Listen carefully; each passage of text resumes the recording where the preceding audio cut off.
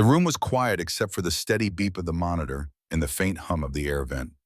It was past 2 in the morning at Chicago General Hospital, and Maya Lopez lay propped against thin pillows, her newborn daughter resting on her chest. The world outside could wait. Inside, it was just the two of them, skin to skin, warmth against warmth.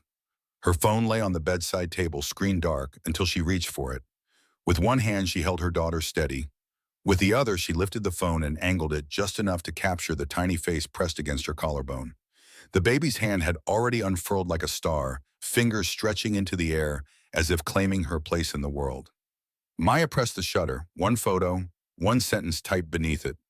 "Hello world, you're all I have, and you're enough." She posted it. The screen dimmed. The phone slid back onto the table. For a moment, she simply breathed, eyes closed, letting the rhythm of the monitor match the rhythm of her child's chest. Down the corridor, a nurse pushed a cart, its wheels squeaking softly against linoleum.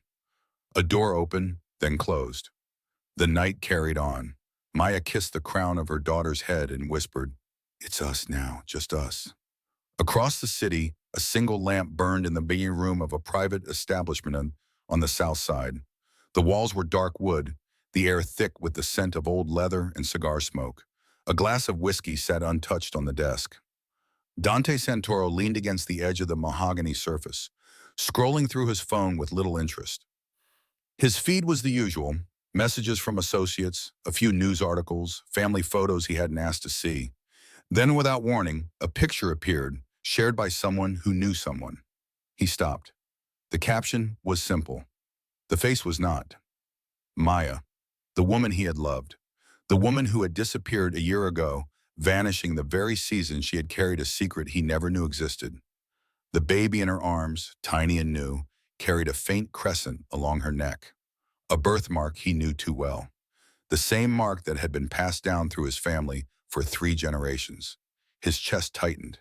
For a moment, he couldn't breathe. He could have scrolled past. He didn't. He could have set the phone down. He didn't. Instead, Dante pulled his keys from the desk, left the lamp burning, and walked straight out into the night.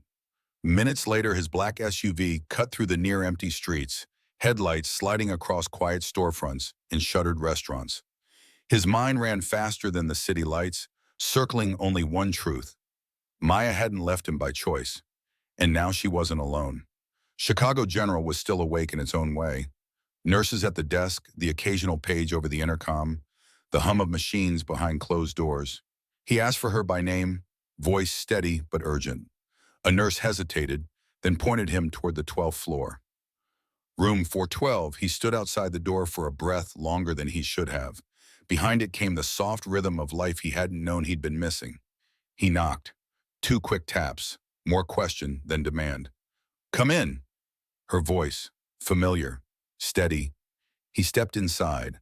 No flowers, no visitors, no balloons, just Maya, pale but strong, her child curled against her. Their eyes met. No tears, no embrace, only the weight of a history neither had chosen to bury. "You shouldn't be here," she said quietly, her hand adjusting the blanket around the baby. "You posted," Dante answered, his voice low. "Someone shared it. I saw."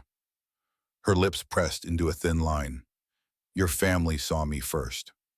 Last year. They didn't shout, didn't threaten. They didn't need to. They made sure I understood what my presence would cost you." She paused, her gaze unflinching. "And then they closed the door." The air in the room seemed to thin. Dante's jaw tightened. "They spoke to you and never told me." "They spoke at me," Maya corrected. Her eyes held his, unwavering. "So I walked away. I prepared for this moment alone." She looked down at the sleeping child. "Until tonight."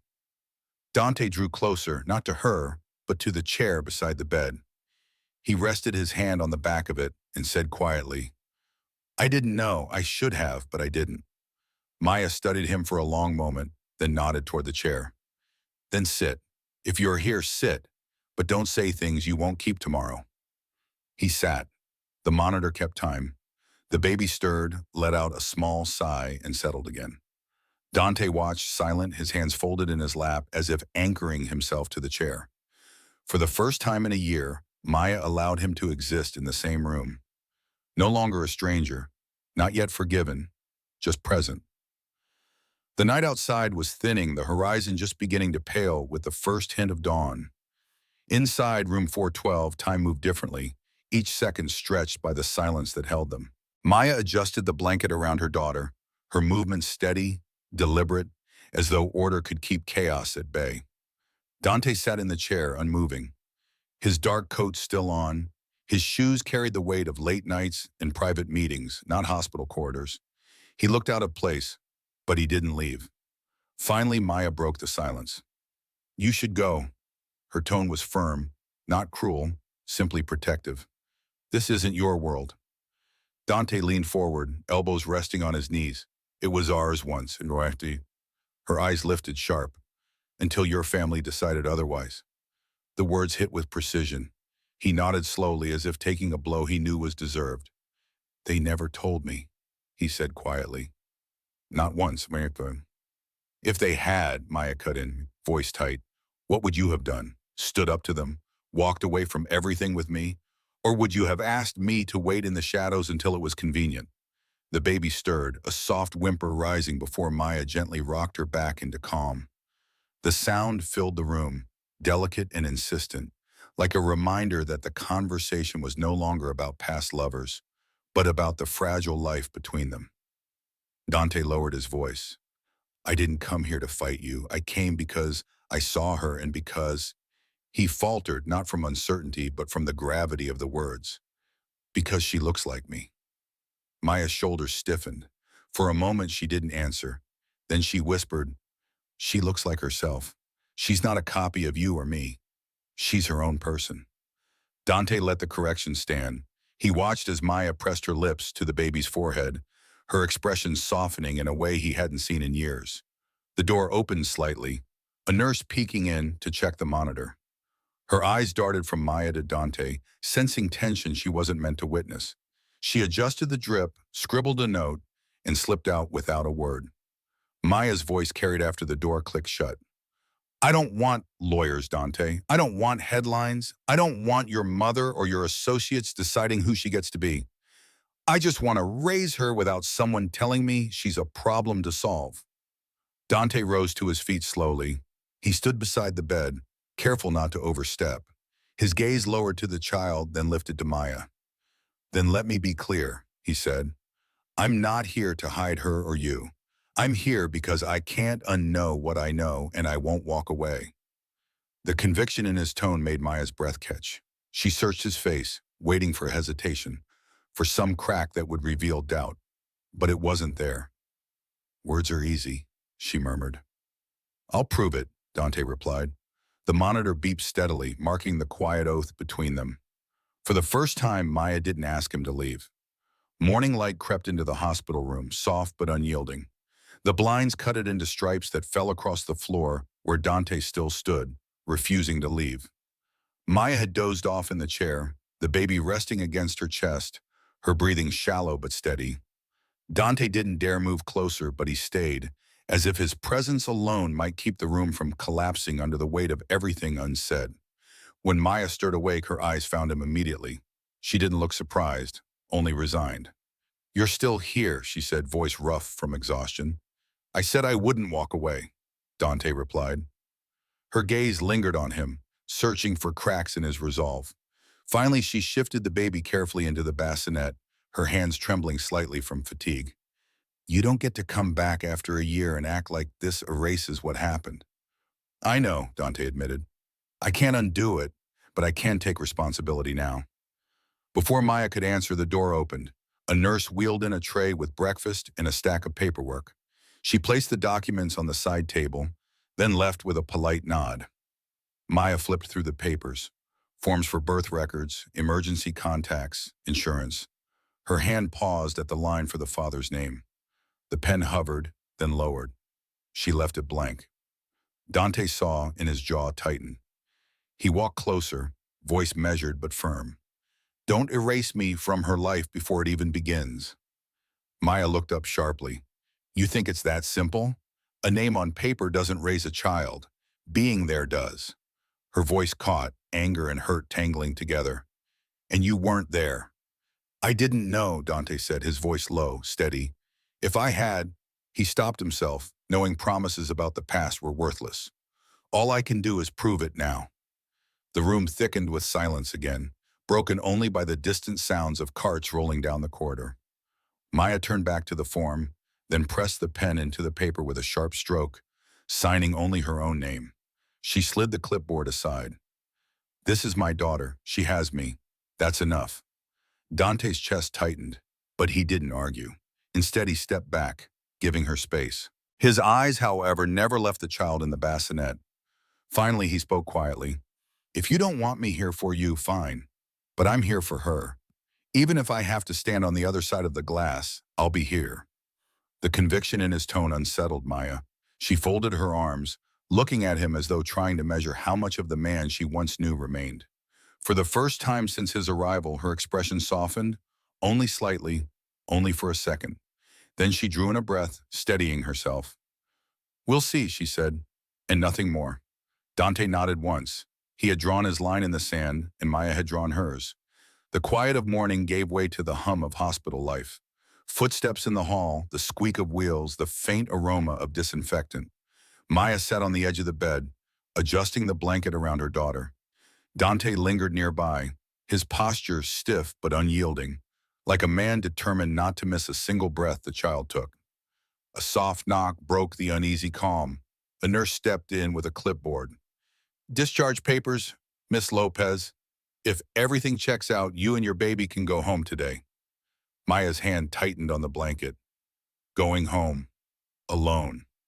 For a year, she had prepared for this moment, convinced she would manage. But now, Dante's presence complicated everything. She glanced at him, then back at the nurse. I'll need a few minutes. The nurse nodded and slipped out. Silence thickened again. Dante spoke first. Where will you go? Maya lifted her chin. Back to my apartment. It's not much, but it's safe. It's ours. I'm not questioning that, Dante said, voice low but steady. I'm asking because I want to help. Her eyes narrowed. Help or control? There's a difference. The words cut sharper than she intended, but Dante didn't flinch. He stepped closer, careful, like approaching fragile glass. Maya, I can't rewrite the past. I can't undo what my family did. But I can stand beside you now. I won't decide for you. I just want to be allowed in. Maya looked away, focusing on her daughter's tiny fingers curled into the blanket. Her voice softened but stayed guarded. You weren't there when I needed you most. Why should I believe you'll stay now? Dante hesitated, searching for words that weren't empty. Then he crouched beside the bassinet, eyes locked on the infant. His hand hovered, then rested gently on the rail. Because walking away once cost me everything. I didn't even know it at the time. I won't make that mistake again. For the first time, Maya didn't argue. She didn't agree either, but her silence wasn't rejection. It was something in between. A moment later, the nurse returned with the papers. Maya signed slowly, her name steady, her expression unreadable. Dante watched, silent. When the paperwork was done, Maya lifted her daughter into her arms, adjusting the small hat on the baby's head. She moved toward the door. Dante reached for the handle first, holding it open. He didn't speak, didn't insist. Maya stepped past him, pausing just briefly. Her eyes flicked toward his. For the first time, the weight between them carried not only anger, but possibility. And together, uneasy, unspoken, they left the hospital behind. The automatic doors of Chicago General slid open, releasing Maya into the crisp morning air. The city was already awake, sirens in the distance, traffic humming, a street vendor setting up his cart on the corner. Maya clutched her daughter tightly, adjusting the blanket against the wind. Dante walked a half step behind, carrying the small hospital bag she had packed weeks earlier. Outside, the reality hit her. No more nurses checking vitals, no soft beep of the monitor. It was just her, the baby, in a world that hadn't waited. She stopped at the curb. Her old sedan, dented at the side, sat parked awkwardly beneath a flickering streetlight. She had left it there in a rush 2 nights earlier, not knowing how different her life would look now. Dante glanced at the car, then at her. Does it still run? Maya shot him a look. It gets me where I need to go. He nodded but didn't argue. Instead, he opened the back door carefully, waiting while she secured the car's seat. His movements were deliberate, respectful. No sudden gestures, no intrusion, just presence. When everything was in place, Maya slid behind the wheel. Dante stood there for a moment, as if debating whether to step back or hold his ground. Finally, Maya rolled down the window. Her voice was quiet but firm. "You don't need to follow me." "I know," Dante replied, "but I will anyway, at least until I know you're safe." For a second, she wanted to push back, to draw the line sharper. But something in his tone stopped her. It wasn't ownership. It wasn't control. It was steady. She sighed, started the engine, and pulled into traffic. In the mirror, his black SUV merged in behind her, keeping distance yet refusing to vanish. The drive to her neighborhood on the west side was short but felt endless. Rows of aging brick apartments, shuttered shops, and cracked sidewalks came into view. Maya parked outside her building, the paint peeling from the stairwell door. She gathered the baby, pressed a kiss to her forehead, and walked inside. Dante followed only to the entrance. He didn't cross the threshold. Instead, he spoke from the doorway. "Maya, I meant what I said. I'm not here to take over your life, but I can't ignore her, or you." Maya paused halfway up the stairs. The baby stirred against her chest, and for the briefest moment, her eyes softened. Then she turned away, climbing the rest of the steps without answering. Dante stood there in the dim hallway, watching until the sound of her door clicking shut echoed above him. He exhaled slowly, alone now, but more resolved than ever. The apartment was quiet except for the baby's soft whimpers. Maya laid her daughter in the second-hand crib by the window. The paint on its frame chipped from years of use. She sank into the worn sofa, exhaustion pressing down like a weight she could no longer hide. Bills were stacked on the coffee table. Rent, utilities, medical forms, all waiting, all louder than silence. From the street below came the low hum of an engine. She knew it was him. Dante hadn't left. Even without looking, she felt his persistence anchored outside.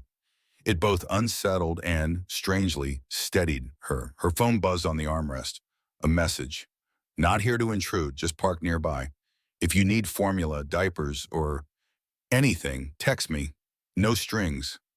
Maya stared at the words, her throat tightening. She didn't reply. Not yet. Later that night, rain streaked across the narrow window. Maya rocked the baby gently when a knock sounded at her door. Firm but careful, her neighbor, Mrs. Alvarez, stood there holding a grocery bag. "Someone left this downstairs for you," she said, eyes kind. Inside the bag, infant formula, a small pack of diapers, and a handwritten note. No pressure. Just what I would have wanted someone to do if I had been in your shoes. Maya's hand trembled as she set the note aside. She wanted to be angry, wanted to call it charity. But the truth cut deeper. It wasn't pity, it was responsibility. And it was new. Across town, Dante sat in his SUV outside a closed restaurant, rain tapping the windshield. His phone glowed with a single unsent message. "I should have known. I should have fought harder to find you." But he didn't hit send. Instead, he leaned back, closing his eyes, realizing this was not about what he felt. It was about proving, over time, that his presence wasn't temporary. The following week blurred into sleepless nights. Maya balanced feedings, diaper changes, and the relentless weight of unpaid bills. Yet Dante's quiet presence threaded through her days. He never crossed the threshold, but groceries appeared at her door. Envelopes slid under the mat, always anonymous, though she knew exactly where they came from. One evening, Maya returned from a quick pharmacy run, her daughter nestled in the carrier against her chest. As she turned the corner onto her street, she froze. Dante was standing on the sidewalk, not with his usual restraint, but in sharp confrontation with an older woman in a tailored coat. Maya's chest tightened. She recognized her instantly. Isabella Santoro, Dante's mother. Isabella's voice cut through the night, low but edged with authority. "Dante, this is unsustainable. If that child is truly yours, we will handle it our way. Quietly, lawyers, trusts, discretion. No need for scenes like this."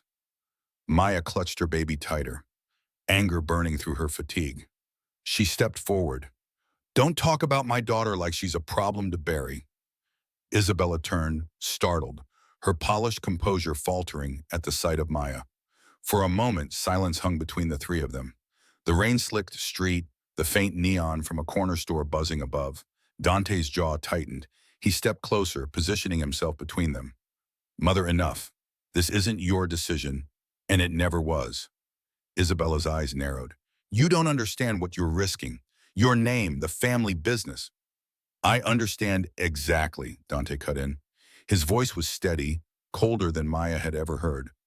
What I won't risk is repeating the same mistake.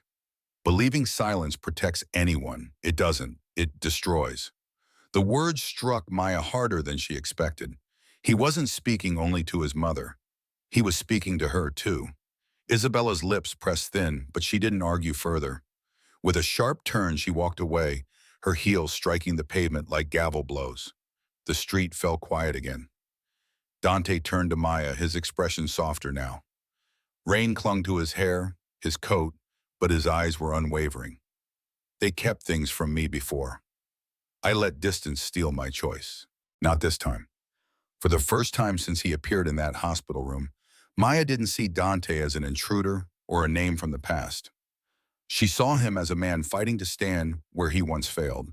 She held her baby close, torn between walls built from betrayal and the truth unfolding right in front of her. The night pressed in, heavy and electric. Something had shifted irreversibly. The storm from that night lingered in Maya's chest long after Isabella's heels clicked away into the dark. She had seen Dante resist before, but never against his own blood. That image refused to leave her. The son who once obeyed, now breaking ranks to defend a child barely a month old. Still, words could only carry so far. Maya knew that. She had carried promises before, only to watch them unravel. 2 nights later, exhaustion finally broke through her fragile rhythm. At 3 in the morning, the baby cried, sharp, urgent. Maya stumbled from bed, arms heavy, head swimming. She reached the crib and almost collapsed against it. A firm knock rattled the door. For a split second, fear jolted her awake.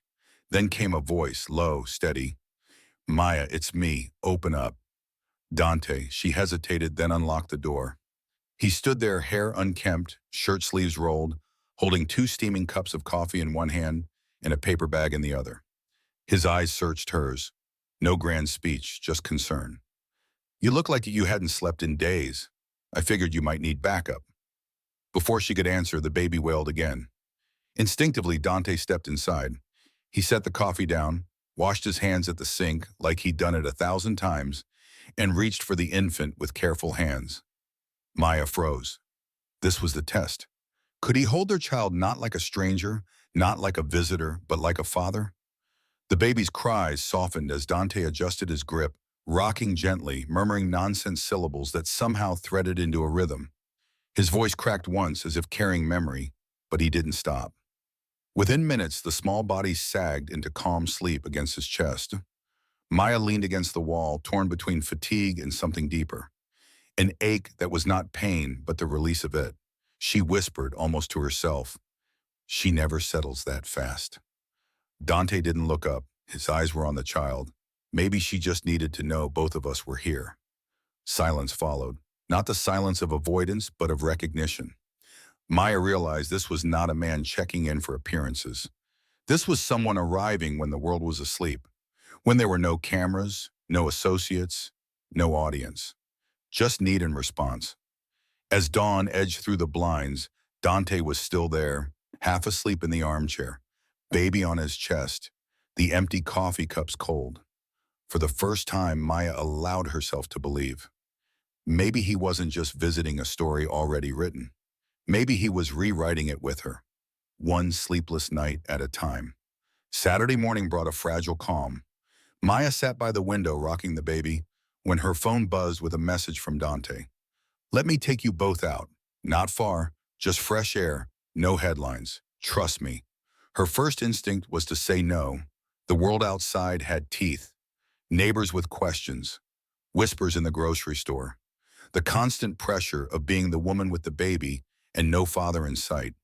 But she remembered last night, Dante dozing in the chair, coffee cold, their daughter asleep on his chest. That memory pushed her to type a single word. Okay, they met at a small cafe tucked between a laundromat and a florist. Nothing fancy, No cameras, no business associates. Dante arrived first, already holding a high chair he had asked the staff to set up. When Maya walked in, baby carrier strapped to her front, heads turned. Not because she was alone this time, but because Dante Santoro, the untouchable figure known only through whispers, stood to meet her, his expression unguarded. He reached for the diaper bag like it was the most natural thing in the world. The waitress blinked twice before finding her voice. "Coffee for you both?" Maya managed to nod, cheeks warm. Dante sat opposite, adjusting the baby's blanket with careful fingers. It wasn't a performance. It was intimacy spilling into public view. Across the street, a man with a camera phone paused. A click, a flash too quick to stop. Maya stiffened. Dante caught it, jaw tightening. He leaned in. "It's going to spread. We can't stop that. But I don't want you to hide anymore." Her breath hitched. "You don't get to decide what I face." His eyes softened. "Then decide with me, not against me." The baby stirred, fussed. Dante lifted her gently, swaying until she quieted. Right there in the cafe, full of strangers, conversations hushed. For the first time, people saw not a man from whispered stories, not a scandal waiting to explode, but a father learning how to hold his child. By the time they stepped back onto the sidewalk, the first photo had already surfaced online. Dante Santoro spotted with mysterious woman and baby. Maya's phone buzzed with notifications, a storm beginning to brew. Dante looked at her, steady. "We can face them together." She didn't answer, but she didn't let go of his hand when he offered it either. By Monday morning, the city woke to headlines. Dante Santoro seen with unknown woman and baby. Double life? Mystery mother linked to Santoro family. Maya sat on her couch, the baby in her arms, the television buzzing with commentary she didn't ask for. Strangers dissected her face, her past, even the shape of the baby's eyes. She muted the screen, chest tight. The knock on the door startled her. Dante stood there, phone in hand, coat unbuttoned. His expression was unreadable, but his first words were steady. "They called a family meeting. They want answers." At the Santoro establishment, the private room was heavy with dark wood and colder eyes. Photos on the wall displayed the family history, generations of men who had built something that demanded respect. Isabella sat at the far end of the table, arms crossed, her silence louder than any accusation. One of the senior associates cleared his throat. "Dante, we're days away from finalizing major agreements. In this," he gestured to the photos displayed on a tablet. "This is destabilizing everything we've worked for." Another voice chimed in. "Is it true? Is the child yours? People are already asking questions." Dante didn't flinch. "Yes, she's my daughter, and Maya deserves respect, not rumor." The room erupted, voices overlapping, reckless, irresponsible, potential exposure. Isabella's voice cut through, calm and sharp. "You're jeopardizing everything your father built. Admit nothing. Handle it quietly." Dante turned to her. For years, he had obeyed that tone. Today, his reply was different. "No, I won't erase them to protect us." Meanwhile, outside the building where Maya once worked, a reporter cornered her as she stepped out with groceries. "Miss Lopez, do you have a statement about your relationship with Dante Santoro?" She froze, clutching the baby carrier closer. For a second, fear almost won. But then she spoke, voice steady. "I'm not a scandal. I'm a mother. My child deserves truth, not whispers." The clip went viral within hours. That evening, Dante showed up at Maya's door again, this time looking worn but resolute. "They're going to fight this hard, but I'm not stepping back." Maya searched his eyes. There was no hesitation, no polished facade, just a man bracing against a storm. She nodded slowly, heart pounding. "Then neither will I." The city was still buzzing when the hospital called Maya into a meeting. Inside a small office with frosted glass walls, the administrator folded his hands. "Maya, we've had reporters waiting outside all day. This is affecting patient privacy. Until things settle, we can't have you on shift." Her throat tightened. She wasn't even on payroll anymore, just volunteering to stay close to the environment she once loved. But even that was being stripped away. She walked out of the office carrying her baby, the hallway lights buzzing overhead, every step echoing like rejection. At the same time, Dante sat across from the family council again. Documents were stacked like weapons. One of the older men slid a file toward him. If you don't issue a statement denying paternity, we'll have no choice but to distance the family from this situation until it ends. Dante didn't touch the paper. His jaw clenched. You're asking me to lie about my daughter. Isabella broke her silence, voice cold, almost pleading. You're not just a man, Dante. You're part of something bigger. Think carefully before you throw everything away. He looked at her, the woman who raised him, the voice that had guided every decision, and felt the ground shift.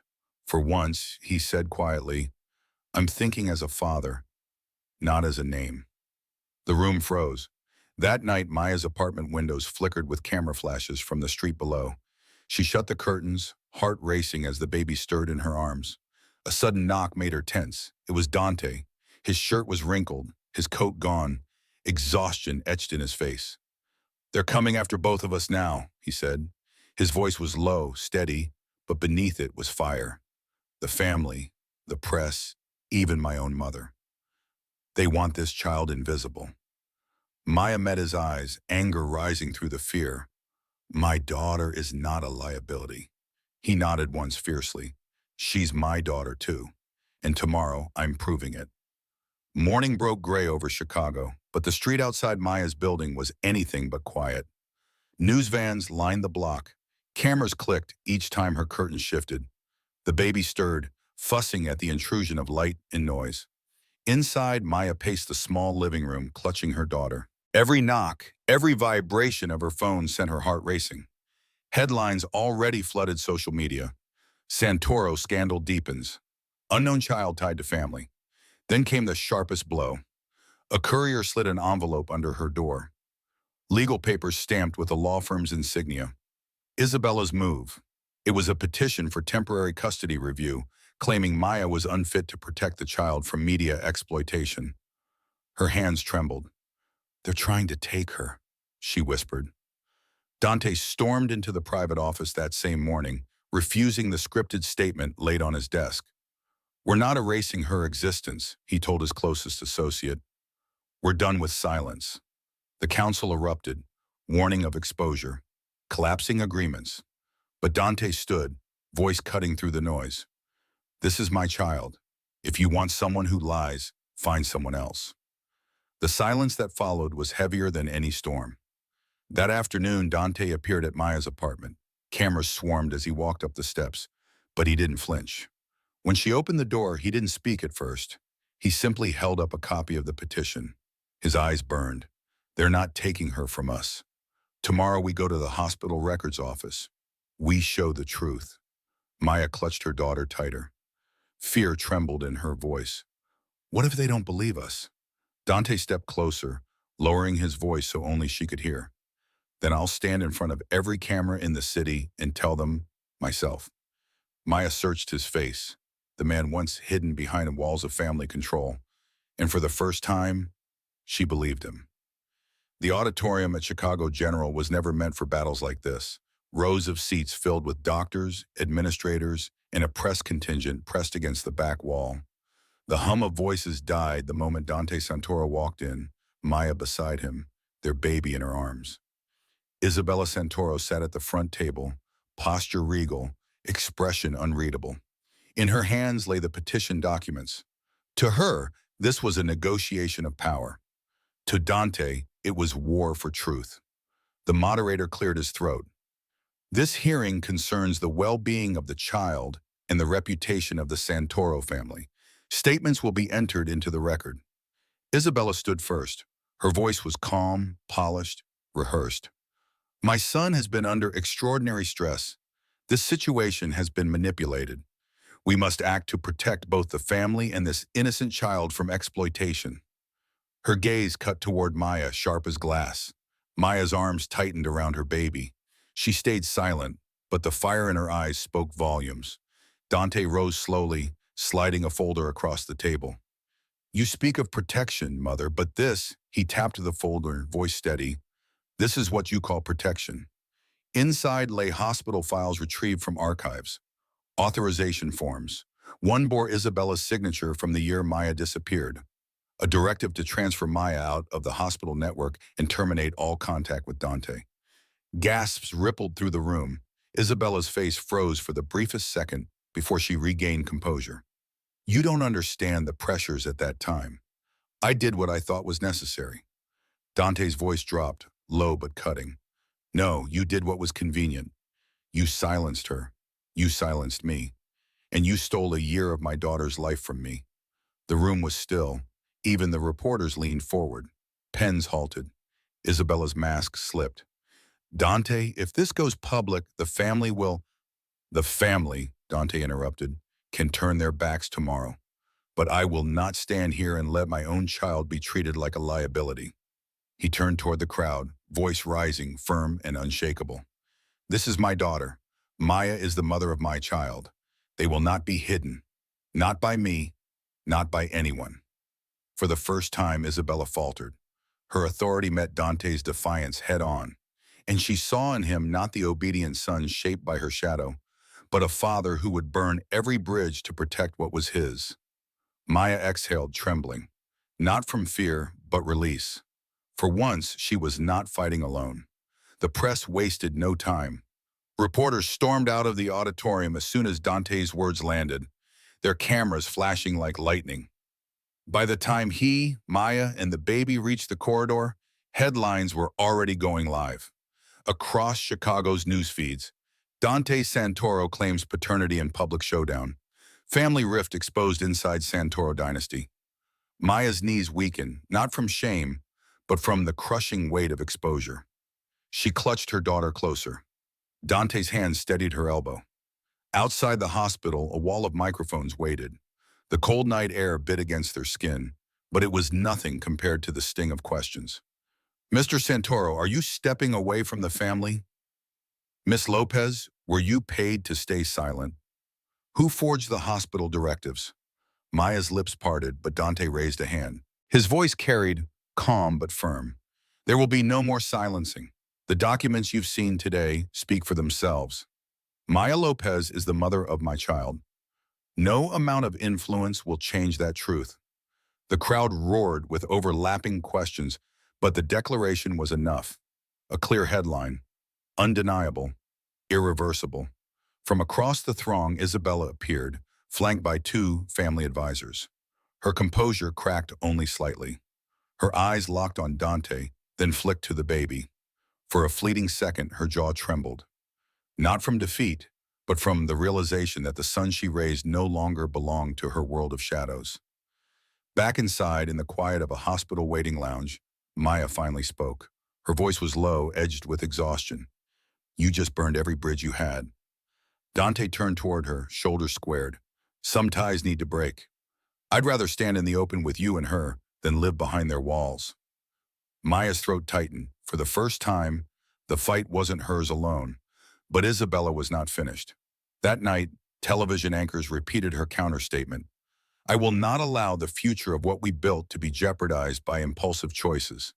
This family deserves stability, and I intend to protect it. It was no longer just a family rift. It had become a public reckoning. Weeks later, Chicago felt quieter. Not because the city had slowed down, but because Maya's life finally carried a rhythm that wasn't ruled by fear. At the park near Lake Michigan, the stroller wheels crunched over gravel. Dante walked beside her, one hand lightly brushing the handle, the other slipping into his coat pocket against the morning chill. The baby stirred, a soft coo carried by the wind.